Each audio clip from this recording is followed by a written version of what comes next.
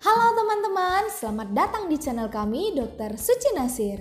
Kembali lagi dengan saya Dr. Suci Arianti.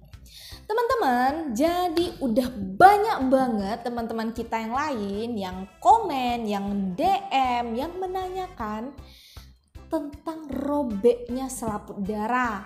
Nah, kali ini banyak nih yang nanya, "Dok, kalau misalnya masuk jari koyak nggak? Aku udah kayak gini koyak nggak?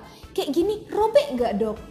Nah, kali ini aku mau memberikan beberapa informasi.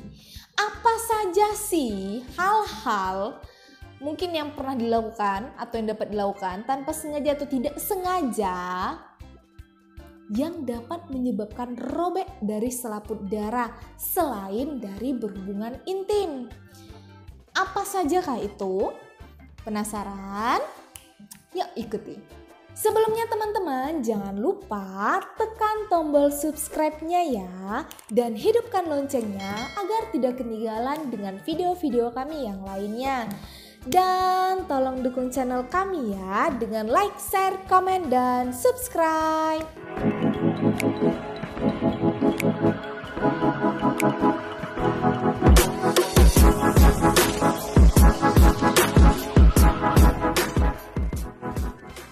Jadi selain berhubungan intim laki-laki perempuan, bisa robek nggak sih selaput darahnya? Jawabannya bisa teman-teman. Kenapa? Karena memang selaput darah setiap perempuan itu berbeda-beda. Tapi ada yang punya selaput darah yang sangat tipis dan rapuh. Jadi bisa robek dengan aktivitas-aktivitas tertentu. Apa aja? Yang pertama, masturbasi. Mungkin masturbasi di sini aku lebih memfokuskan karena dia tempat selaput darah itu pas di depan mulut vagina. Mungkin seperti masturbasi yang masukkan jari. Kalau masuk jari 1, 2, 3, udahlah, bisa koyak lah itu.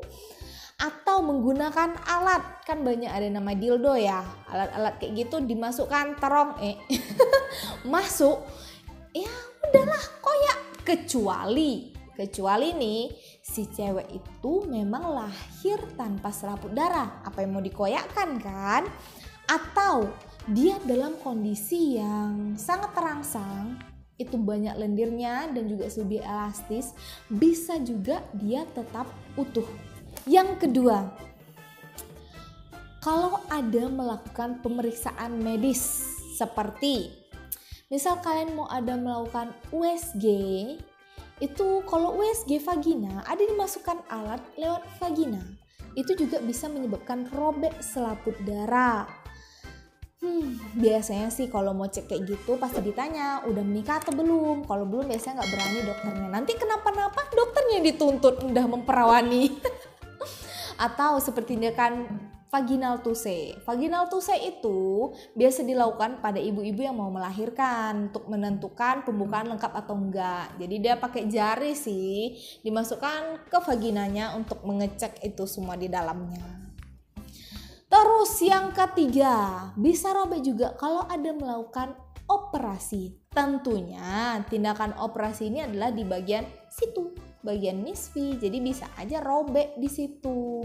Yang keempat, robekan ini juga bisa kalau misalnya kalian menggunakan tampon vagina yang salah ukurannya. Tampon ngapain?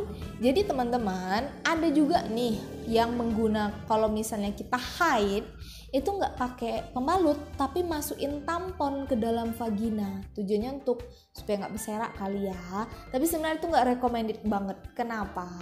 Karena jadinya banyak berkumpul bakteri teman-teman. Lebih tinggi resiko infeksinya. Apalagi kalian kalau misalnya belum menikah, jangan deh pakai tampon. Oh ya, nanti selaput darahnya. Yang kelima, kalau misalnya kalian ada mengalami cedera. Cedera di sini misalnya kalian ada kecelakaan, kena di bagian itu, bisa koyak. Misal ada luka ya bisa lah kan, misalkan kecelakaan lalu lintas kan, naik mobil, pecahan kaca kena di situ, jauh banget ya, tapi gak ada yang gak mungkin loh. Banyak juga kecelakaan-kecelakaan yang lain itu bisa menyebabkan cedera pada selaput darahnya. Yang keenam, kalau misalnya kalian ada melakukan aktivitas fisik yang terlalu berlebihan. Misal kalau kalian ada gerakannya itu terlalu ekstrim, ngangkang-ngangkang banget gitu, itu juga bisa beresiko koyak loh. Jangankan ngangkang nih, kalau misalnya kami mau meriksa selaput darah itu emang harus pelan-pelan kali diregangkannya, karena kalau salah terlalu wah gitu banget diregangkan tuh cek nih kan ada robek atau enggak, malah kami yang bisa merobek selaput darah itu. Karena itu tadi, selaput darah itu sangat rapuh teman-teman, dia mudah banget robek. Yang ketujuh, misal terkena suatu benda, mungkin di sini lebih difokuskan seperti terbentur ya teman-teman. Misal kalian sedang bercanda nih sama teman-teman gitu kan, terus terduduk, terhantuk bagian itu juga bisa robek loh. Yang kedelapan, kalau misalnya kalian ada melakukan aktivitas olahraga ekstrim, mungkin mirip juga sih seperti yang aku bilang tadi, kalau ada aktivitas fisik yang berlebihan, olahraga ekstrim, ngangkang-ngangkang gitu banget gitu, bisa terbentur di sana. Kalau kalian kelai ternyata nggak sengaja ketumbuk di bagian itu, bisa koyak, bisa.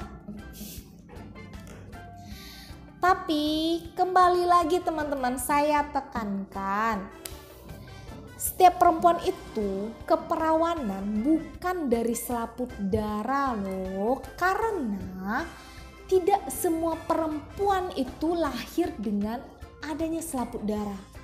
Setiap perempuan itu berbeda, ada lahir dia memang nggak punya sama sekali selaput darah.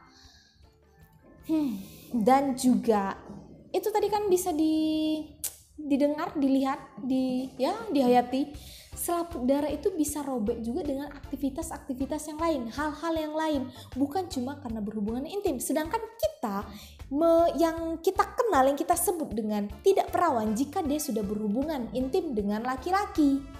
Jadi kalau dia robek karena kecelakaan misalnya, itu hitungannya dia tetap perawan, dia kan belum pernah berhubungan.